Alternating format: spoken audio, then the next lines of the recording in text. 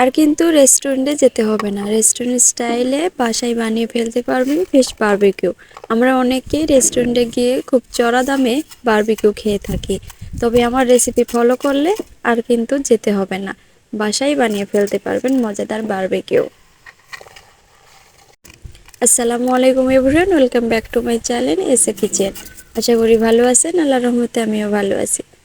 আজকে আপনাদের মাঝে চলে আসলাম মাছের বারবিকিউ নিয়ে, একদম ঘরোয়া মশলা দিয়ে সহজভাবে দেখাবো। বারবিকিউ এর জন্য এখানে আমি তেলাপিয়া মাছ কেটে নিয়েছি। মাছ যখন কাটবেন খেয়াল রাখবেন মাছের বড় কাঁটাটা যেন কেটে না যায়। এখন ম্যারিনেটের জন্য মশলা নিয়ে নিলাম। হাফ চামচ হলুদ গুঁড়া, হাফ চামচ শুকনো মরিচ গুঁড়া, স্বাদ মতো লবণ, হাফ চামচ ধনিয়া গুঁড়া, হাফ চামচ জিরা গুঁড়া এবং দিয়ে দেব 1 টেবিল চামচ পেঁয়াজ বাটা, 1 টেবিল চামচ আদা বাটা, 1 টেবিল চামচ রসুন বাটা। দিয়ে দেব 1 টেবিল চামচ সয়া সস এবং 1 টেবিল চামচ টমেটো সস। দিয়ে দিচ্ছি হাফ টেবিল চামচ রেডিমিক্স মশলা এবং কিছুটা তেল দিয়ে ভালো করে মশলাগুলো মেখে নেব।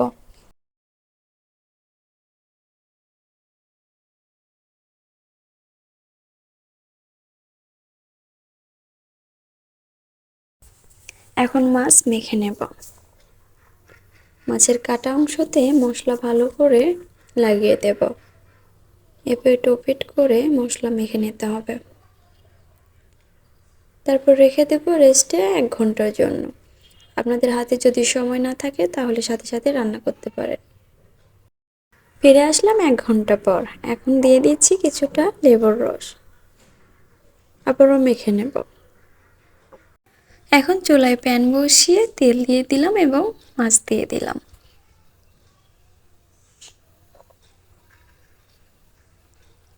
এখন ভেজে নেব।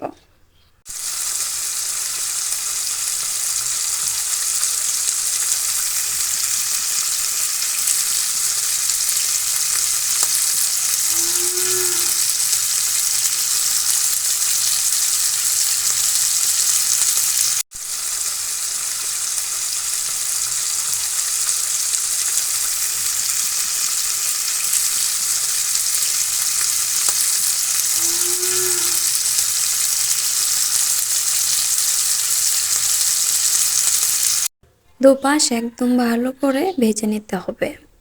গরম তেল মাছের গায়ের উপর দিয়ে দিচ্ছি। বারবিকিউ রেডি, উঠিয়ে নিচ্ছি। আমার সময় লেগেছিল আধা ঘন্টার মতো, আপনাদের কম বেশি লাগতে পারে। এখন সার্ভ করার পালা। হয়ে গেল ঘরোয়া মশলা দিয়ে রেস্টুরেন্ট স্টাইলে বারবিকিউ। আশা করছি আমার আজকের রেসিপি আপনাদের ভালো লাগবে। যদি ভালো লাগে অবশ্যই লাইক কমেন্ট শেয়ার করবেন এবং সাবস্ক্রাইব করে আমার চ্যানেলের পাশে থাকবেন। সামনে আবারও কোনো সহজ এবং নতুন রেসিপি নিয়ে আপনাদের মাঝে হাজির হব ইনশাল্লাহ। সে পর্যন্ত সবাই সুস্থ থাকবেন, ভালো থাকবেন। আল্লাহ হাফেজ।